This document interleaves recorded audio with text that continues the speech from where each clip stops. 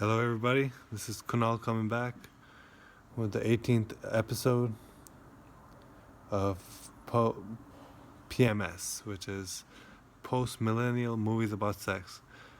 Now, it's funny because most of these movies are actually pre-millennial, and they were made in the 90s and some in the 80s.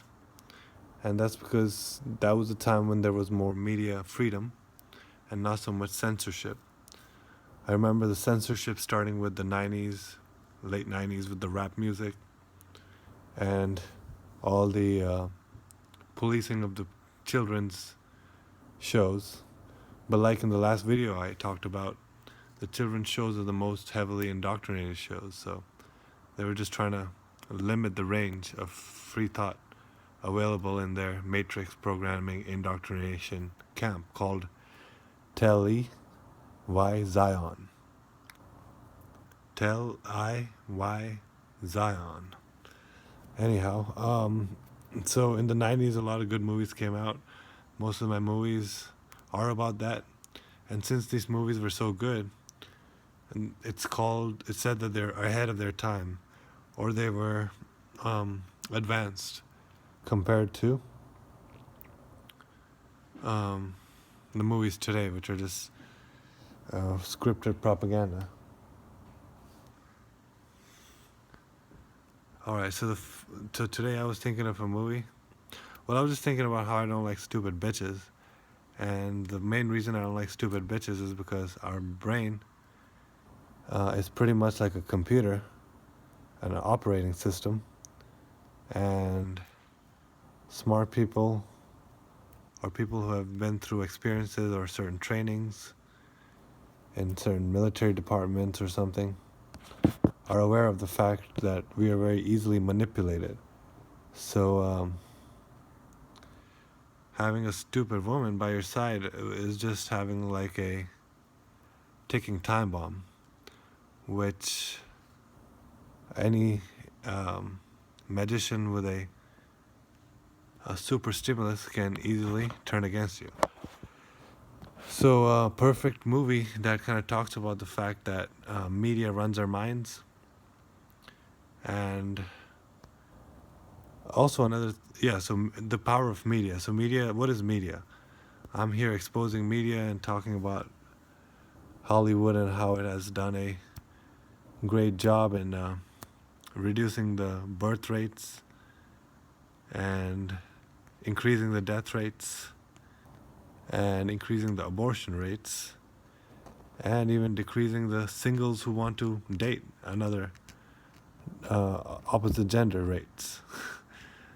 So media stands for the middle between the ruling oligarchy and the common man. It's the fourth branch of the government. So it basically is it's like in They Live, the guy wears the glasses and he's able to see through the programming everywhere because media is everywhere. It's on billboards. I talk about it in the propaganda book.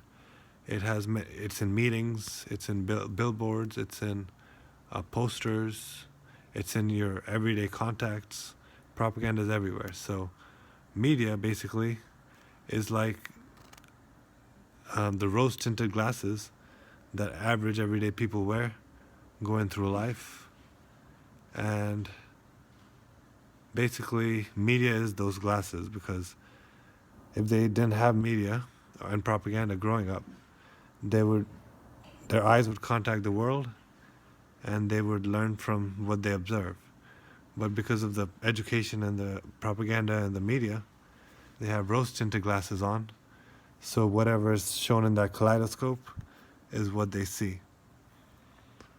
So yeah, why would you want a girlfriend, especially one who is not working for like super high propaganda department or CIA or something? Because not only will you feel stupid for playing all those silly games to keep her interest, but you will also feel like you made such a bad decision when some other person with silly games will steal her away from you in this current CC society or hookup culture, like they say. So the perfect movie that I thought that exposes the power of media and how they have the power of life and death and not just your reality is Wag the Dog. And it was another movie by De Niro.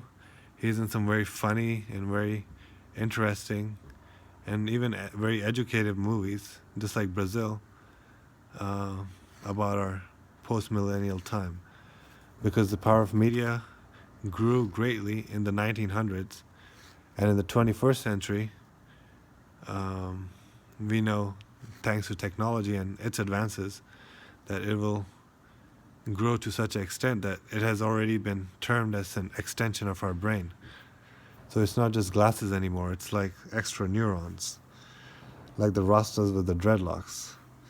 The nerves are actually coming out outside the head, and soon they'll be connected to media, just like in that movie, The Experiment, where the lead character was hooked up with all these dreadlock-looking pipes and tubes, which were interfacing with his brain and detecting the signals in his brain.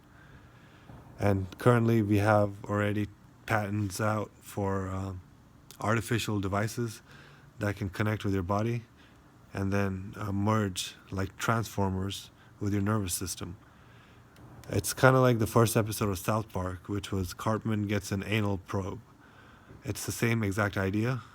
It's these aliens, these ruling secret oligarchy, Illuminati, whatever, that are creating these devices to connect with our body, just like the smartphone. But now they'll have smart chips, just like that South Park episode, like I said. So Wag the Dog is a great movie. It shows how these CIA types, these intelligence operatives, start working for the news departments and basically creating a lot of sensational stories, most of which are not even based on facts, but just like I read in my propaganda book, you know that they can be based on facts very easily and be used as propaganda just by omission of details, which we saw if you followed the war in the Middle East in the last couple of decades, especially during Bush and Obama, with a lot of lies being exposed daily.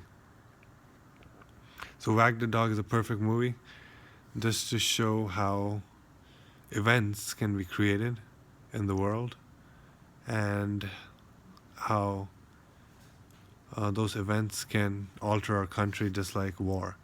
And since we're living in coronavirus time, people who know a little more about biochemistry, a little more about natural health, will be able to see through the lies and the BS. And not many, but some news articles do pop out, although they're hard to find and sometimes deleted, that expose the lies behind the statistics. Because like I've heard a long time ago, there are lies, there are damn lies, and there are statistics. And statistics was that class that I got a D in, the first class I got a D in college. And that's because I'm a truth seeker and not a liar. That's a good enough sounding reason for why I had enough more time for smoking and dealing drugs than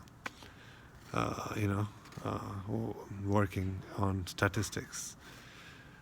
But anyway, I was trying to pay off some.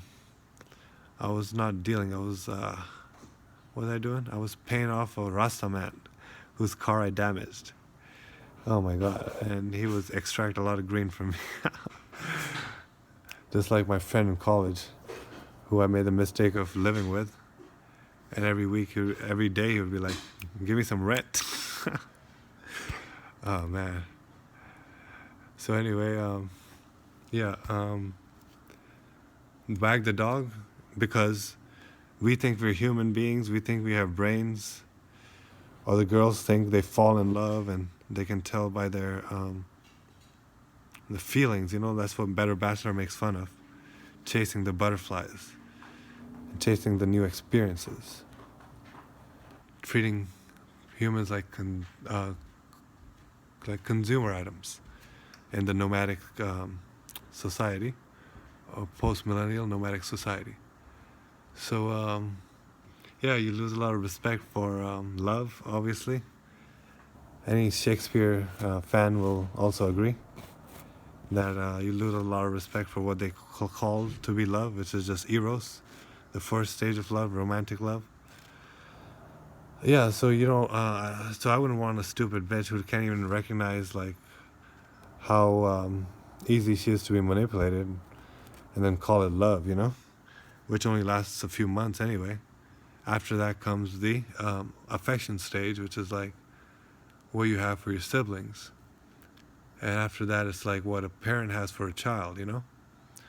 But these bitches got anthems like "I Ain't Your Mama" or stuff like that, where they make fun of, you know, old style relationships where a woman was more nurturing, and that prevents them automatically from going to the third stage, and that's another form of propaganda of love. And the fourth stage is like universal love and unconditional love, and I think there's even more than that, but fourth stage is like more unconditional, I think. Oh no, fourth stage is more universal. So like, for example, as a teacher would feel for the students, you know, or for all the kids in the school. That would be more like the fourth stage of agape love. So Wag the Dog shows how we're not in control of our brains, but our brains are being wagged by these things we hold in our hands, and these screens we stare at, and even the people we talk to in our everyday society. So this is Kunal checking out with another PMS video. This is episode 18. Thought I'd talk about a serious topic, a relevant topic, and put in my own philosophy in there too. Ciao.